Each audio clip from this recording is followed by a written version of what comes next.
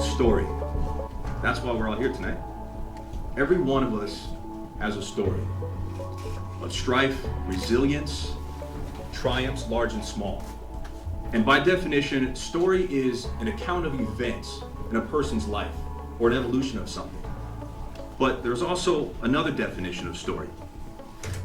An account of imaginary or real people and events told for entertainment. Now, the world was created on storytelling. As the late Maya Angelou stated, there is no greater agony than bearing the untold story inside you. And tonight is a very special story that I'm honored to share. The story I'm about to tell is of the Promo Pathway class of 2016.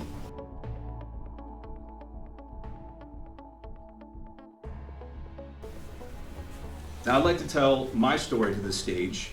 I feel that it may represent some of the type of the challenges and hardships that my fellow classmates had to go through before we decided to apply. I came back from New Orleans. I was there for a year and a half, and the tax credit ceased. I was there for independent productions.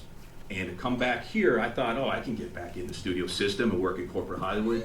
No way. I didn't have the technological skills behind me. I didn't have the money behind me to really feel what it's like to be a producer. Very difficult to get any studios, any production companies, media companies even look at me. So I'm down to my last dollars, and I had nowhere to turn. So I went to the Economic Board of Development, and I said, I'm going to take a LinkedIn class and learn how to get a job. First thing the teacher who came in, he says, by the way, just let you know, 80% of who's going to hire you is who you know. So I was like, wow, how does that help, right?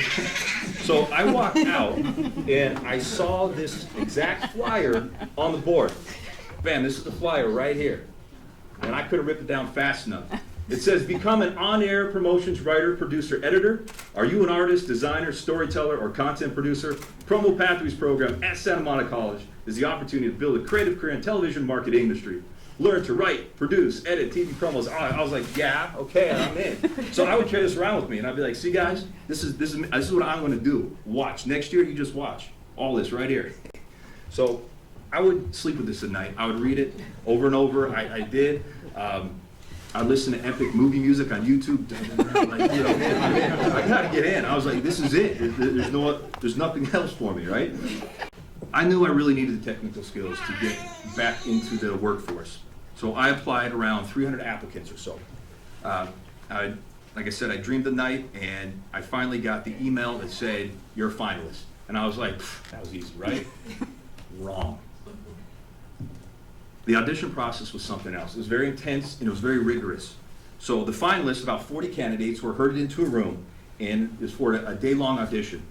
Now, the heavy hitters or Promax were there, and they gave the General Patton type of speech. And went something like this: consider this an honor to be here today. Less than half of you sitting in this room will make it out of here today alive. Now, that was very dramatic. Maybe my cohorts didn't hear that, but that's what I heard in my head. And I was like, man, do or die. So now, in the very beginning, the Promo Pathway judges, they threw us a curveball after the orientation. They assigned us a same-day presentation for the first round. Now, we had to develop three ways to create a 15 to 30-second promo about ourselves, and the only catch was that we could not be in the promo. Right? So we're like, okay, how do we do this? We had like, what, 30 minutes to do this? It's like, wow. So now I presented in front of crowds before, here tonight in front of executives, and halfway through my presentation, I lost my nerve and I went blank. And just then the two judges, one being the founder of Black Label Content, Joseph over here, and one happened to be the VP of Global Awards of Promax. And they said, why do you want to be in this program? And I just started bawling. I was like, you know, I'm gonna choke up right now. I was like, I need this program. I got to be a part of it. I want it so bad. And the judges were very compassionate and very complimentary. They said, you have passion. And I was like, just like right now, oh, I do. Oh, thank you. All right, I'm good. Man, so what I did, so after I left, I'm like, wow, I cannot believe I just cried during my interview. Seriously? I sat in my car for 30 minutes looking out and reflected to get ready for the second round of presentations. I'm like, wow, okay, so what am I going to do? I just blew it. I'm done. I'm headed back to Arizona. I'm going to work for my friends selling farmers insurance for the rest of my life.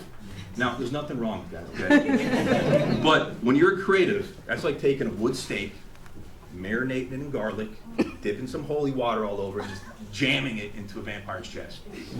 It's that bad when you're creative, and you gotta go back in that whole realm. So, I had no choice, but I had to turn to Rocky Balboa.